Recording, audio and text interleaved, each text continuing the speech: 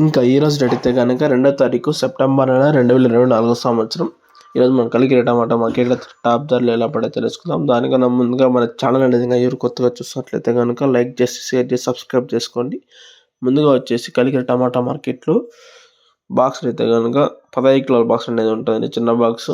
ముందుగా వచ్చి కలికిరి టమాటా మార్కెట్లో వేలం పట్ల అయితే 5 గంటల నుంచి 6:30 7 గంటల లోపల దాకా అయితే వేలం పట్ల నడుస్తున్నటువంటి కలికిరి టమాటా మార్కెట్లో.